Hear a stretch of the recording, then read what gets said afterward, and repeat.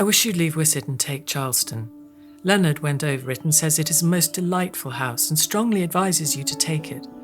It is about a mile from Firle, on that little path which leads under the downs. It has a charming garden with a pond and fruit trees and vegetables. The house is very nice, with large rooms and one room with big windows fit for a studio.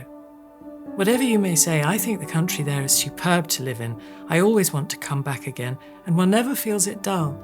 But then, not being an artist, my feelings are not to be considered. Ha ha.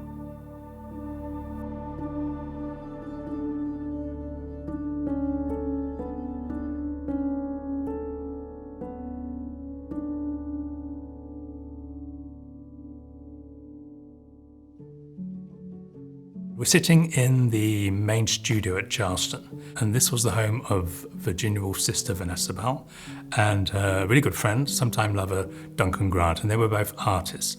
And they moved to Charleston in 1916, right at the heart of World War I.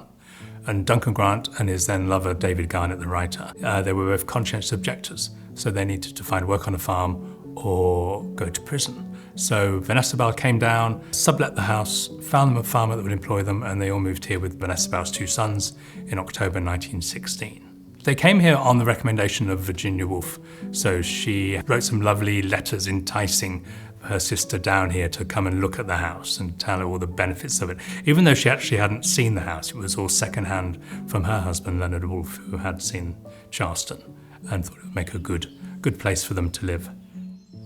You must really come and see this place soon. It really is so lovely that I must show it to you soon.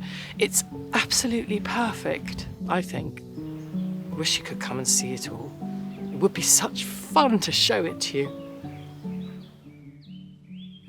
So Vanessa Bell and Duncan Grant were basically the artists of the Bloomsbury group. And this is this bunch of friends. In 1904, after Vanessa and Virginia's father died, they moved to 46 Gordon Square in London, in Bloomsbury. And that is where their brother Toby's friends from Cambridge could come and visit in the evenings, and they would talk into the night, and Vanessa and Virginia would be there unchaperoned, so outrageous at that time as well. Particularly Virginia got this sense of the kind of university life that she was denied. Her parents wouldn't let her go to university. So she got this kind of common room world. And the Bloomsbury group, they cover so many different areas. So you've got the artists, you've also got art historians like Roger Fry and Clive Bell. You've got wonderful writers like Virginia Woolf and E.M. Forster, and even economists like John Maynard Keynes. This part of East Sussex is like an outpost of Bloomsbury down on the south coast. I think Charleston is very much at the heart. It's such a lovely big house. And they're all very, very close together, so you can walk to Virginia Woolf's house, and then they also had bicycles, so you could cycle across the downs, and then later they had cars, so they'd be able to drive here. The post was incredible in those days. You got 3 postal deliveries a day. So you could write in the morning saying, "Come for tea," and then you could write back saying, "I will, but I've got so-and-so staying. Can I bring them along?" You go, "Yeah, bring them along." And so there's this almost like texting to plan your sort of day or weekend. It was a home for radical artists, but also they had radical lives. When they arrived here, there was Duncan Grant pretty much in the middle of a menage a trois with his lover David Garnett, but also his lover Vanessa Bell. And they were negotiating new ways of living. So they were developing a queer household, but within these kind of tighter constraints of a wider society. So they always had staff. They were privileged people. They couldn't live without somebody doing their laundry or cooking their dinner for them. So they had to be careful about how they expressed their emotions. Duncan Grant was gay, and that was illegal until 1967. Vanessa Bell was a married woman with 2 children, so to her to have an affair would be a kind of a moral outrage at that time as well. It wasn't always easy, it was quite often quite difficult, and there were lots of arguments and lots of jealousies.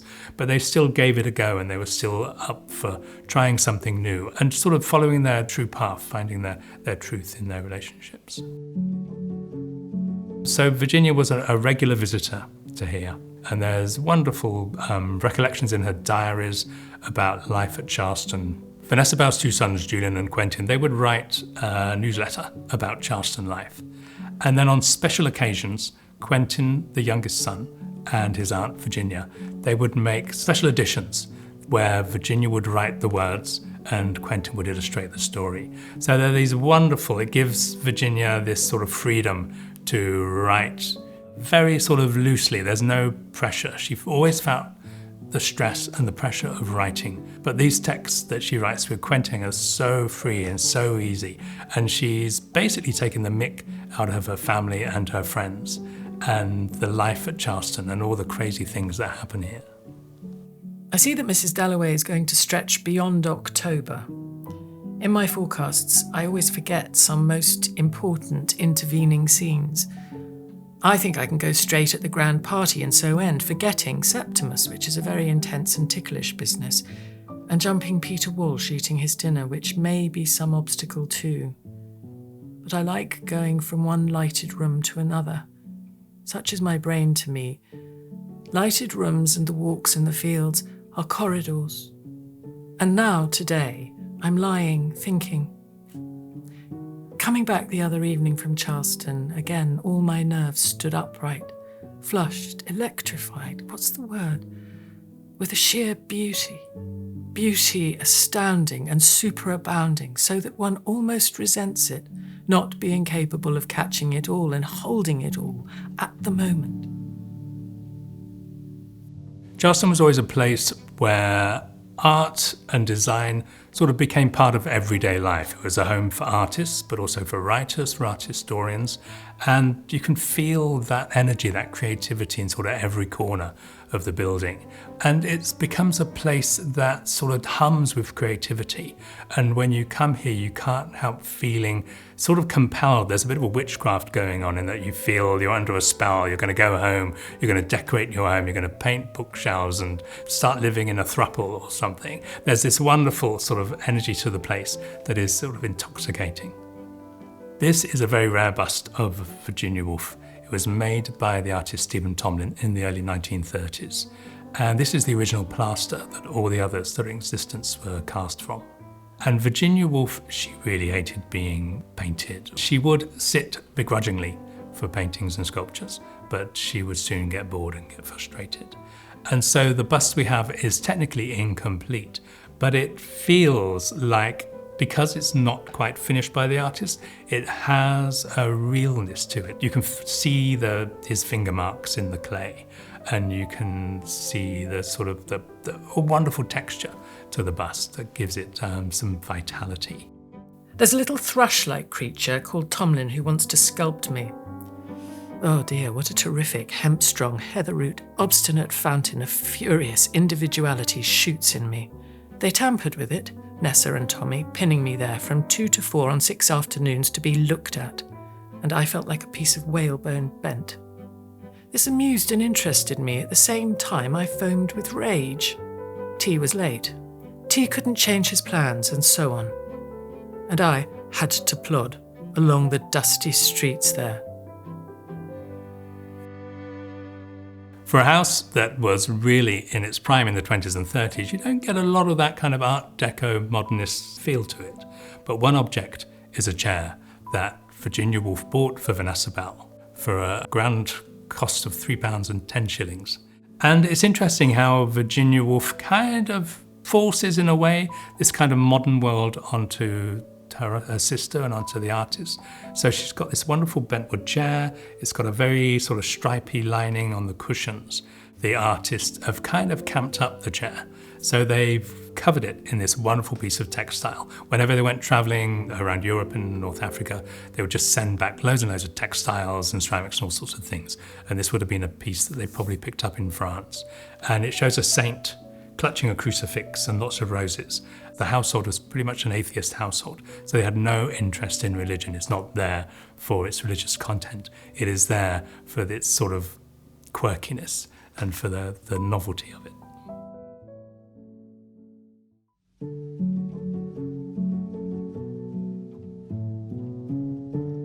We're sitting in the library at Charleston, and this became Clive Bell's room from 1939. He brought down his bookcases that Duncan Grant had painted for him from London and all his books. Though originally this was Vanessa Bell's bedroom, so she chose the colour scheme of the black and the red. So we've got an unexpected object that has a great significance in Virginia Woolf's work.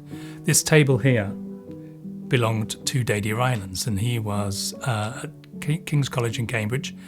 And it was at this table that Virginia Woolf had this really sumptuous lunch when she was visiting Daly and his friends. And in her book, A Room of One's Own, she compares it with this kind of frugal, sparse lunch that she had at the Women's College. And she has an argument that says, how can women compete with men when they are not given the same opportunities, not given the luxuries that men are given? And A Room of One's Own is that sort of defining feminist text that if Virginia Woolf hadn't written anything else in her life, that piece sort of stands alone as this really important work that inspired so many women in the century since. The very first sentence that I would write here, I said, crossing over to the writing table and taking up the page headed Women in Fiction, is that it is fatal for anyone who writes to think of their sex. It is fatal to be a man or a woman, pure and simple. One must be woman manly or man womanly. It is fatal for a woman to lay the least stress on any grievance, to plead even with justice, any cause, in any way to speak consciously as a woman. And fatal is no figure of speech, for anything written with that conscious bias is doomed to death. It ceases to be fertilized. Brilliant and effective, powerful and masterly as it may appear for a day or two, it must wither at nightfall. It cannot grow in the minds of others. Some collaboration has to take place in the mind between the woman and the man before the art of creation can be accomplished. Some marriage of opposites has to be consummated. The whole of the mind must lie wide open if we are to get the sense that the writer is communicating his experience with perfect fullness. There must be freedom and there must be peace. Not a wheel must grate, not a light glimmer. The curtains must be close drawn. So both sisters took control of their own sort of working lives. So Vanessa Bell, she started up her own exhibiting society, and she sort of worked closely with other artists in sort of taking control of the sort of mechanism of showing their work. And likewise, Virginia Woolf and her husband Leonard, they set up their own printing press so they could start publishing their work and the work of their friends.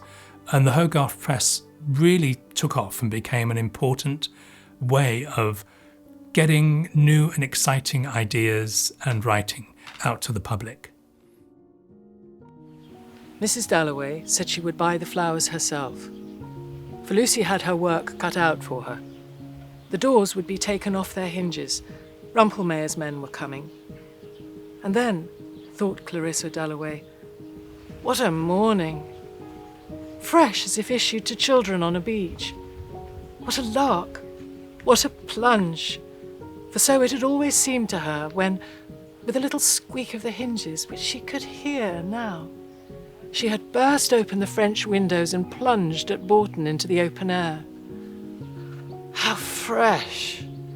How calm! Stiller than this, of course, the air was in the early morning, like the flap of a wave, the kiss of a wave, chill and sharp, and yet, for a girl of 18 as she then was, solemn, feeling as she did, standing there at the open window, that something awful was about to happen.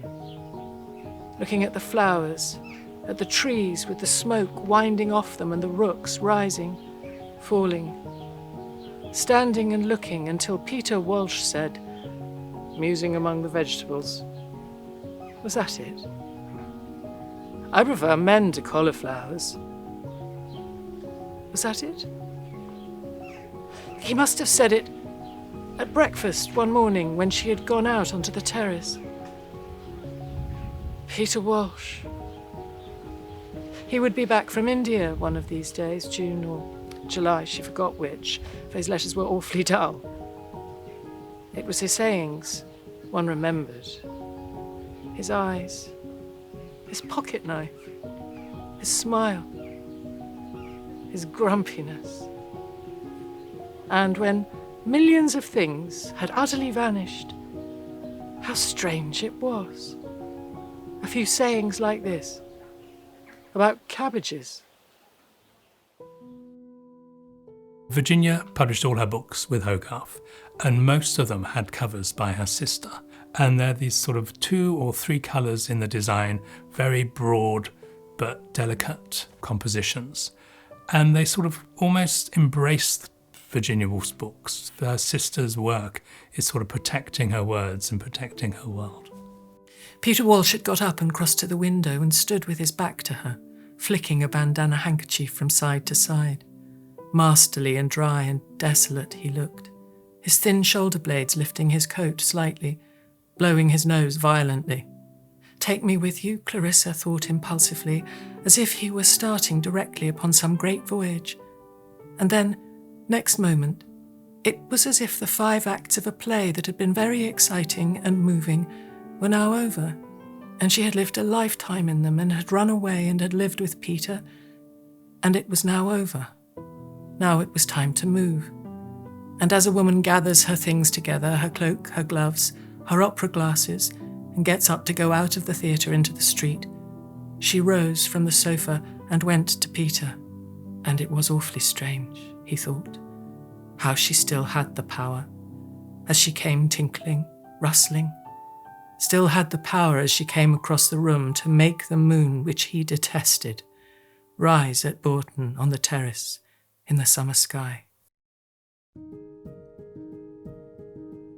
This is such a personal thing. It's a cheque from Virginia Woolf to Quentin Bell.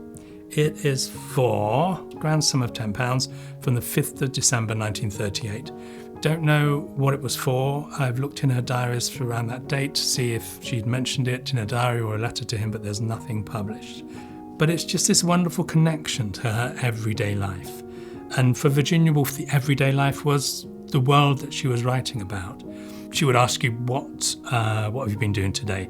And you'd probably say, oh, nothing, just the usual. And she would, no, tell me what woke you up. Tell me what was the first thing you saw. She was really interested in the detail of the everyday life, accumulation of everyday details. And that is what made her work so special to us. And she banked at the Midland Bank in Russell Square branch. What did it mean to her, this thing she called life? Oh, it was very queer. Here was so-and-so in South Kensington, someone up in Bayswater, and somebody else, say, in Mayfair. And she felt quite continuously a sense of their existence. And she felt what a waste. And she felt what a pity.